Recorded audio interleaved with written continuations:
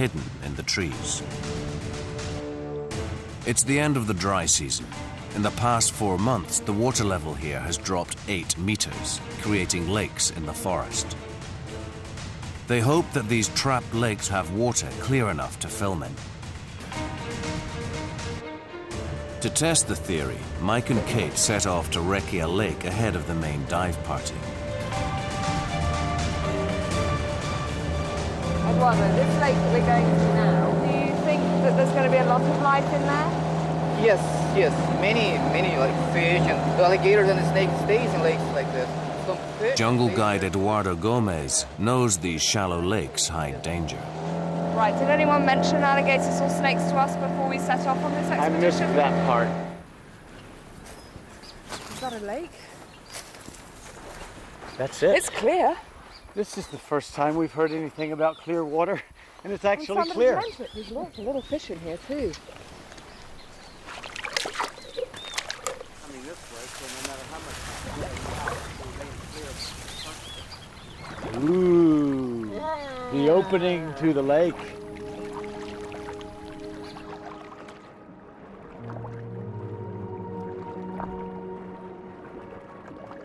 They've stumbled across a treasure chest. A lake that's full of the most beautiful tropical fish.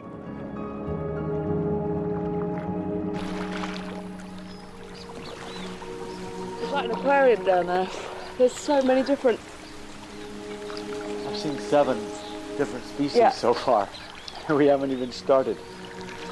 After all that murk, we're in danger of getting vertigo.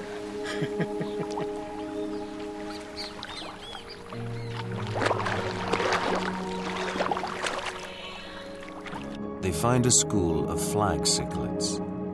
These peaceful fish choose their partners with care, mate for life, and even guard their young.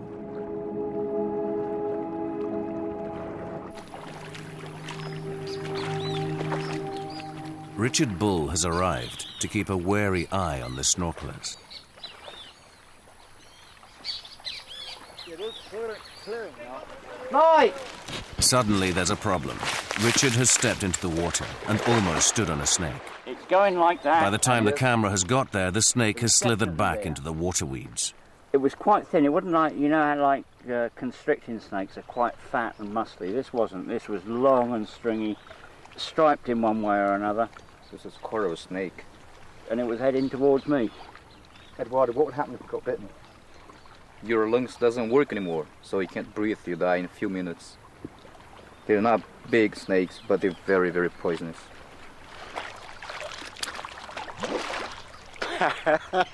Mike, don't go near that weed there because that coral snake is in there. Just out there. What does it look like, just so I know? Stripy.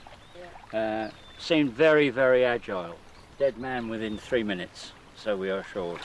It's a 3-minute snake? It's a 3-minute snake, yeah. Right. And he's still down there in that weed somewhere. Yeah.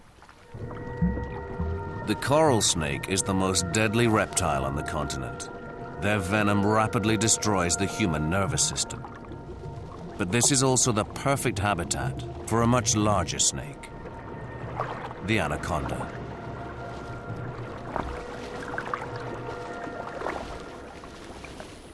As evening falls, the rest of the team arrive to start filming. Wildlife cameraman Mike Pitts approaches cautiously. Working in locations like this, you're just never quite sure what you're going to see. You know, we've all been talking about sort of dangers of these locations, and I don't think you have to look very far to realise that there are going to be sort of things to worry about.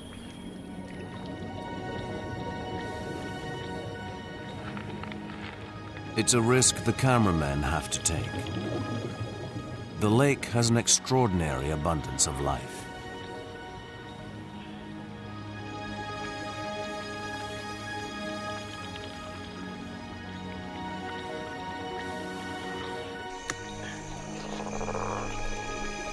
After night has fallen, Florian joins Mike.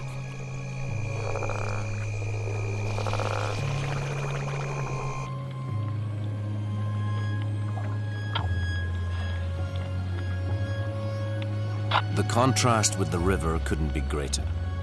Bringing the latest technology to the remotest Amazon is at last paying off, as the divers film gems hidden in the hollows. Threadfin cichlids search for food along the riverbed, while discus fish hide in a tangle of tree roots. The scientists believe this is one of the only lakes in the whole of the Amazon with water as clear as this.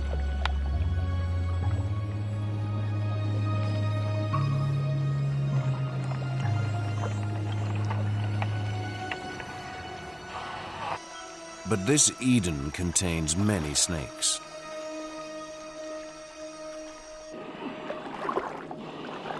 The divers have disturbed a boa constrictor as it hunts the lake's edge.